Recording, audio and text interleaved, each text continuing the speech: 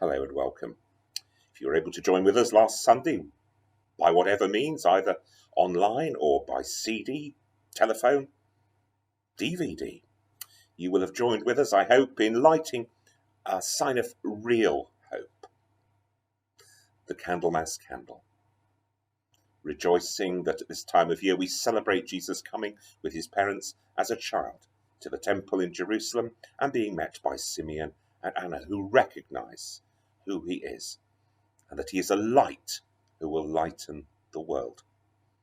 An enormous symbol of the hope that we share and try to carry forward into 2021. There are some strange signs of hope around at the time. If you like music, we've got a Scottish postman singing a sea shanty at number 3 in the singles chart, and at number 5 in the album chart, even more extraordinary and perhaps a little more wonderful, we've got the Sisters of Arundel Abbey with a whole album of plainsong from their daily devotions. God is strange and moving among us in wonderful ways.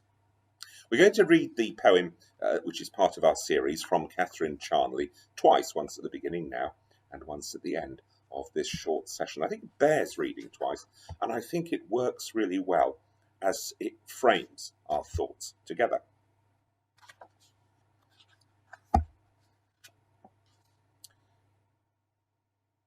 Lord, let mine be the broken host, the imperfect one. Let the breaking of bread and my heart be one. Broken, I open to your healing. Clasped tight in my shell, I am lost.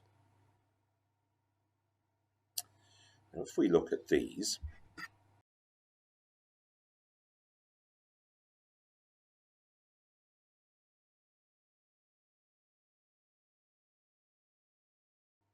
these are some communion hosts in the process of being punched out of the dough in which they've been baked. And you will have noticed that they're all slightly different and slightly irregular, but one or two of them are sort of cast aside. They're broken. They seem to have imperfections.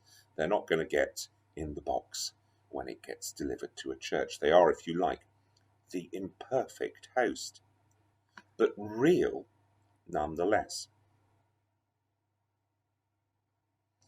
If we break bread, and as we break bread, symbolically or just at table, we are engaging in a symbol that can remind us that we are broken day by day, year by year. Broken open, sometimes in our hearts, but broken and rebroken as Christ was broken for us. And the traditional loaf, as it is broken, is itself a rich symbol.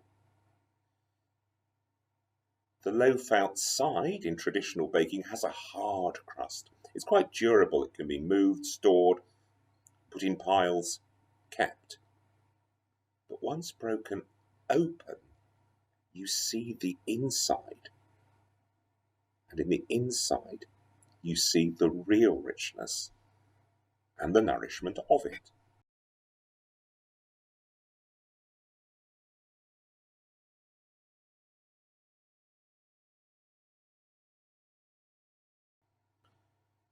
And yet in our lives, and so in the life of Jesus, through that brokenness and through that exposure, vulnerability to the outside, comes a new beauty, a new possibility, a new nourishment for others. Through our being able to acknowledge our constantly being broken, we can come to an acknowledgement of our constant need for healing. This exposure to the outside, this exposure of our imperfections, is the royal road to the path of Christ and the beginning of his healing of our heart.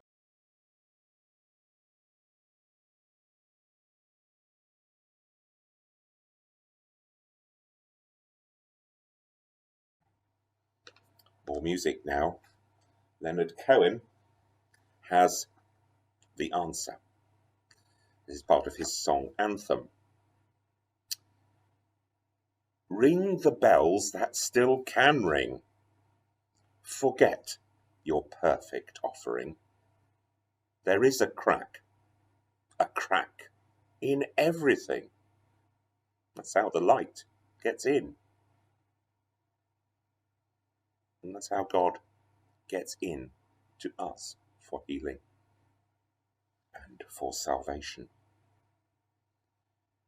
But there's more to it than that, isn't there? That's how God also gets out.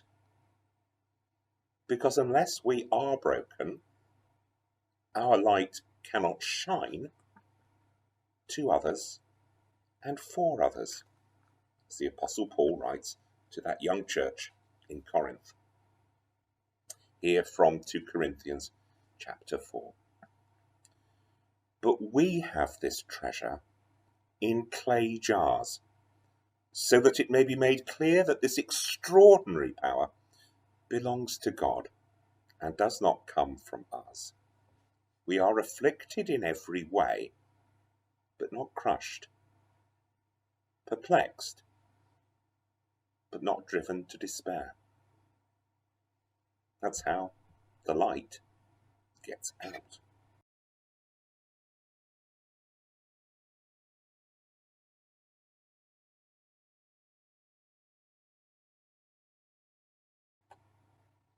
Lord, let mine be the broken host, the imperfect one. Let the breaking of bread and my heart be one. Broken, I open to your healing. Clasped tight in my shell, I am lost.